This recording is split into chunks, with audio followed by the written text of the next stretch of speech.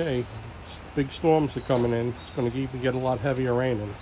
I was going to do a little shooting today, so I decided to look around and make a stalking quiver.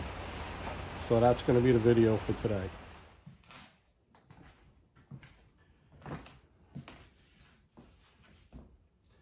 Okay, today I was looking online. I was going to get a nice stalking quiver. You know, I shoot a lot of 3D competitions locally, and some guys had these beautiful leather, you know, back quivers. They go over the shoulder and they're cut out so you can just grab the arrow, pull it out, stalking quiver, and put it on and shoot and release. But the more I looked at them, and I realized that they, you know, might be a little difficult with broadheads. I had actually went hunting with this little youth quiver with a couple of broadheads in it, arrows, and I've actually shot a deer with it, you know, and was able to take an arrow just in case I needed it.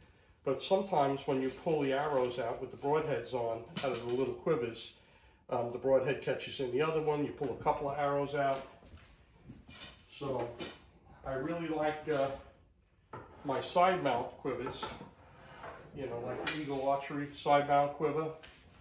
But when you're stalking in the woods, or when you're shooting a short bow like this with a small riser, you can't really mount something on it. That's like really pushing it on that little Bear Super Mag 48. So what I wanted to do was make a nice quiver where I could walk through the woods, take the arrows out, shoot. I could hang the quiver and the bow up on a tree if I'm sitting in the ground. If I'm up on a tree stand, which I really don't go up tree stands anymore, I could hang that quiver on a branch of a tree or put in a screw hook and have my bow with a single arrow on it. Okay, this is, by the way, this is a rare bow. This is a Herdes from, let's see what it says, 1967. 1967 45-pound Herdes. This is very rare. I have another one coming that's rare, another 46-inch Herdes, but it don't have the same beautiful like bat design. Okay. All right, got a little off track. Let's get back on the quivers.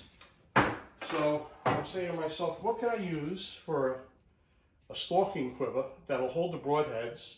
I don't have to worry about pulling anything out and catching more arrows and having them fall or cut my hands. I said, you know what? Everybody in archery who have had compounds, they go through a million quivers. They go through a quiver with a new bow. They buy a new bow. They want the logo of the bow, or it's got some kind of fancy design, or it's got vibration dampeners. So most guys that have compounds have a ton of quivers in the garage that they don't use. So any of these quivers will work for a side mount quiver. Okay, what we're going to do is, give me my helper. She's always helping me when I make these videos. What I'm going to do is, see, any of these, single, any of them. What we're going to do is, let me see what size drill bit I have. It's only a 3/32 drill bit. And what we're going to do is, you could use this for a side mount quiver. Okay, what we're going to do is we're going to drill a little hole on each side so you can switch sides, have it forward, have it backward, and we're going to put a little loop on it, fishing line, and then we're going to put clips onto the paracord so we can clip it on the loops. Okay, then we just hang it over your shoulder, and as you're walking through the woods, you'll be able to pop off an arrow and load it and draw. Okay, that's the idea. So this is all in my head. I haven't made one yet. We're going to make it together. And the thing that's good about it is you can still put this on your compound if you have a compound, you want to use it, because there's just going to be little monofilament loops that we're going to put here on each side, and you can still shoot with it on a compound. So we're going to drill a hole here. And we're going to drill a hole over here. Okay. Okay, we drilled the hole here, and we drilled the hole here. And now we're going to cut a little bit of fishing line.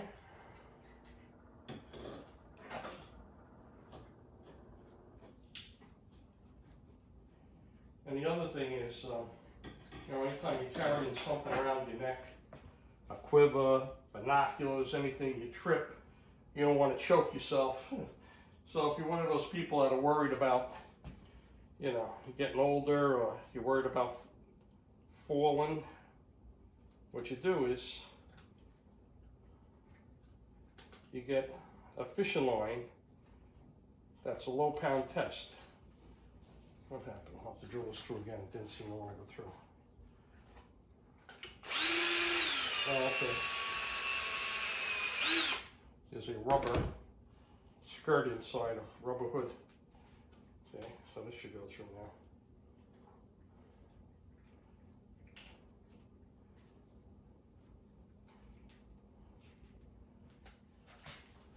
Okay, because there's a rubber skirt, I had to drill it a couple of times. Because as the drill bit went through, it closed up as I pulled it out. So, here we go. I needed, oh, by the way, you see I have my old man glasses on so I could actually see what I'm doing. Okay. Okay, now, see, we got it through. And all we're going to do is, we want to have a loop that we could clip the paracord on. So what we're going to do is we're going to take these two ends and put it through once. We're going to put it through again. Put it through the loop we created again. Okay. And then we're going to slide it down a little bit. Okay. And we're going to pull it tight. Now we created a little loop for us to clip onto. I'm going to cut it short. Do a little tag end on.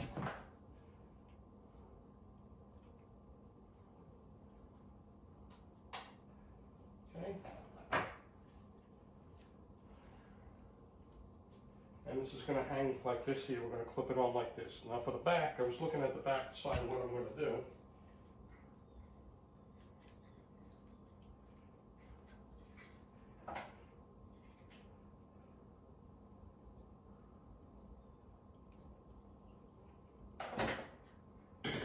Okay, got some line. Make sure you got more than enough. And what we're going to do is we're going to tie this around here like this.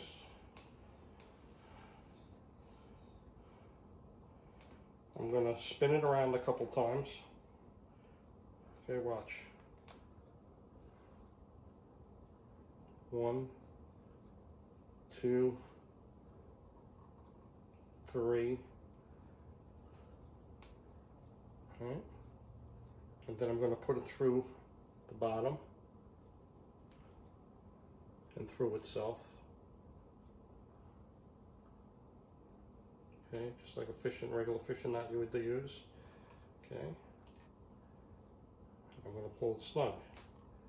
Okay. Okay, there it is. It's snug. Okay. And now I'm going to make a loop here.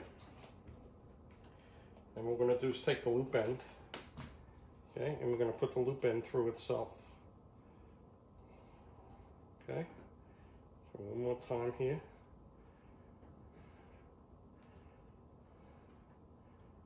Put it through once, twice, and we're going to pull it. Okay, now we created another loop on this end, okay?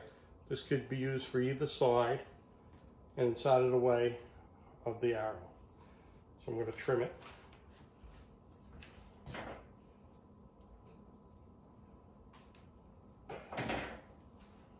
Okay, this will be our stalking quiver with the loops on it. Now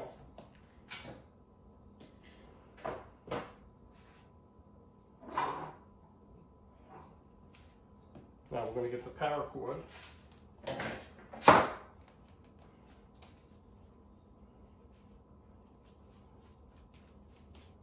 Figure out how much we need. We're going to get more than we need for now. You need to make sure that you got enough so we can tie it. Since we're making a video, we're going to waste a little. Okay.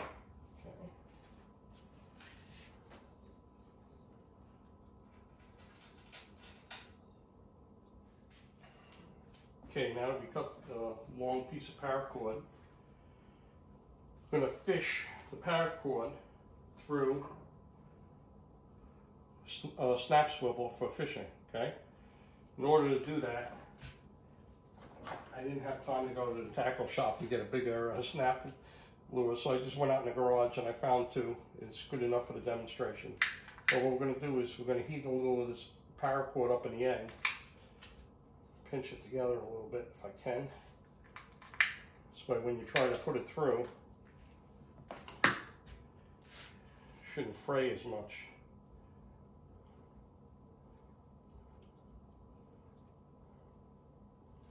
Okay. All right, have a bigger snap swivel. See, it goes through nice. That's why we need the bigger ones, okay? So I'm going to put it through. I'm going to wrap it once, twice, and maybe one more time. 3 times. Okay? Okay. Okay, now I'm going to take a break, go in the garage, find another big snap swivel, and we'll continue. Okay, found another big snap swivel, big enough that I could put the paracord through. Okay.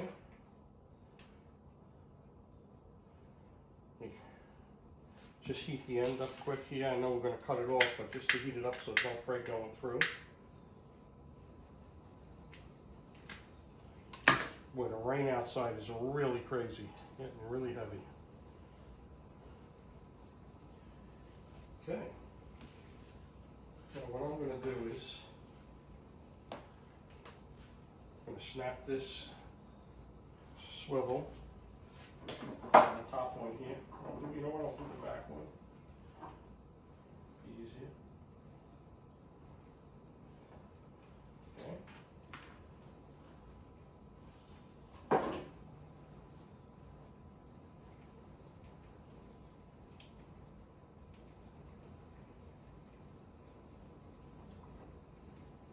Okay, this is real time, old man. Need my glasses on. Okay, we're going to snap the other one on. Sorry it's taking so long, but it is what it is.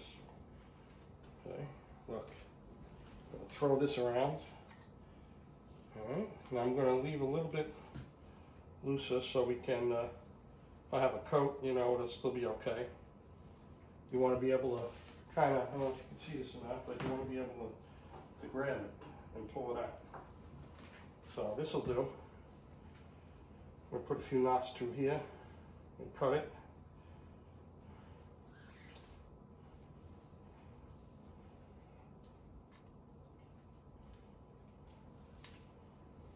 Let me see if you can see. And like I said, these guys with the compounds go through quivers like crazy just because of the looks, or, oh, it makes a little vibration and this and that. Well, when you're throwing it over your shoulder and carrying it in the woods, and you're using a traditional bow, you don't have to worry about noise or vibration. It just don't apply, you know, it's not on the bow. So all of those quivers that those guys have in their spare parts in the garage, they have a spare parts box like I do, can get recycled. You probably could say, hey, you got any old quivers? I'll give you $5 for them, and you might get one. Okay? Okay, now I haven't shot that one little bow probably in 15 years. Matter of fact, I think the last time I did shoot a target, but a little bit, but I did get a few deer with that bow.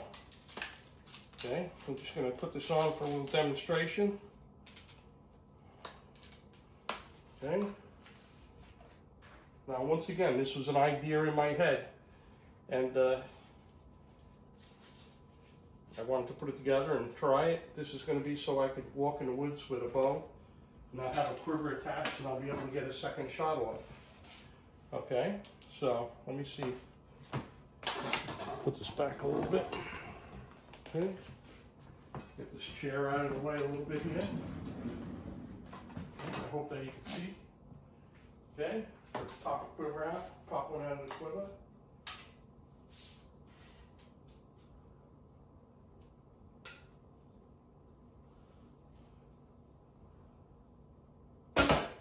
Okay, we're going to try again. We'll walk it up.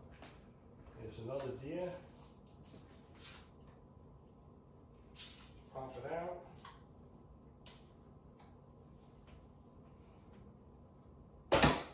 Okay, almost touching arrows. Wow, that's pretty good. I haven't shot this bow in a long time. Okay, but it works. And the other thing you can do is, right, when you're in a tree stand, you could hang it up, make a loop if you want temporarily, hang it on a screw and step, and then take it out. Just don't pull it tight, or else you won't be able to get it out. You know, you're sitting down in the ground blind. You can hang it up on the back of a chair. You know, it works pretty good.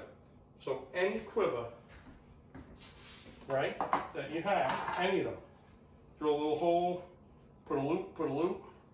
Like I said, if you're worried about, you know, things around your neck, guys have bow holders, they have binoculars. If you're worried about, you know, fall and snapping your neck, you're going some mountainous or rough terrain, what you do is just make sure that the fishing line you use is a low pound test, and it'll snap, okay? So I think it was a success. I like it. I'm going to use it for hunting with the broadheads. And that's my video in a rainy day during this COVID period. How to make a stalking quiver. All right, we're done. I hope you enjoyed it. I hope you make one. Try it out. It's worth it.